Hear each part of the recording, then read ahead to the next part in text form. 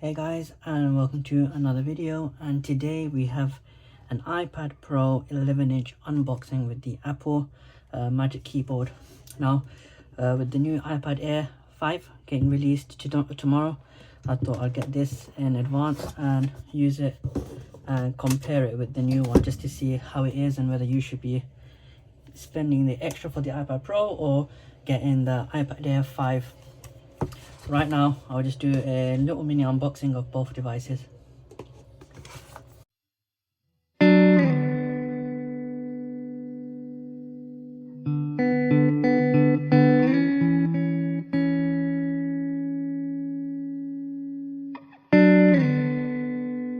So I've got the space grey colour instead of the silver. I think this one pops out quite nicely. Now, let's turn it on. So whilst that's turning on, let's do the Magic Keyboard. This is pretty simple, to be fair. Got this. Opted for the black one as well instead of silver or white.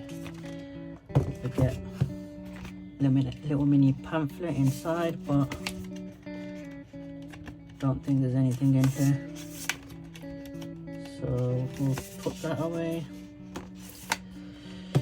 Move these to one side. It's getting a bit hectic on my small desk.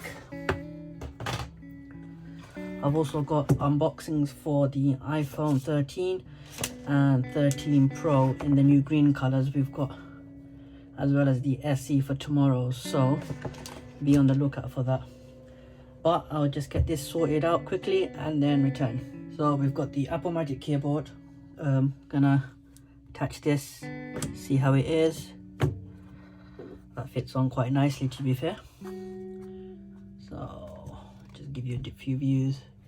You've got a USB-C slot here, so you can charge the iPad through that whilst keeping the USB-C slot on the other side empty. It's got a nice trackpad. I'm not sure if you can see it here, but you've got the cursor as well, which is quite nice, and you've got a few buttons here as well. Right, I've got iOS 15.4 loading, but in the meantime I've got my iPad Air 4 and the new iPad Pro. I'm just comparing colors, if you can see that properly. There's the camera bump, thickness, you got the camera bump here, screen as well. iPad Air is a 10.9 and the iPad Pro is 11-inch, so it's 0.1 inch bigger, but hopefully it makes a difference.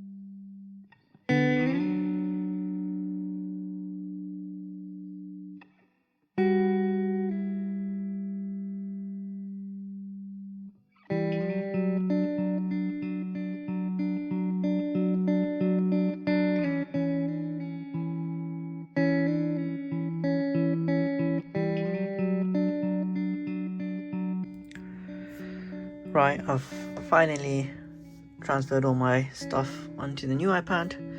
Everything's downloading, but as you can see here, this is the Magic Keyboard. It is quite nice to use, to be fair, especially when you're typing.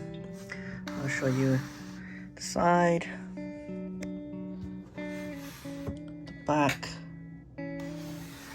and just a bit depth of the keyboard. In terms of the iPad Air, it's quite fast. Main reason I got it was for the M1 chip, which is in the new iPad Air 5, but also ProMotion. Now, if you've ever used 120 Hz, you will know how nice it feels, especially on the iPhones. It is quite useful, to be fair, and once you use it, you can't really go back. It's got quad speakers, pretty much it, to be fair. Tomorrow when I get the iPad Air 5, I'll do a comparison between both, and I'll do a couple of speed tests as well if that's what you want, as well as some other videos. But yeah, this is all for today's video. Thanks for watching. I'll have some fun with this iPad and catch you tomorrow for the new videos.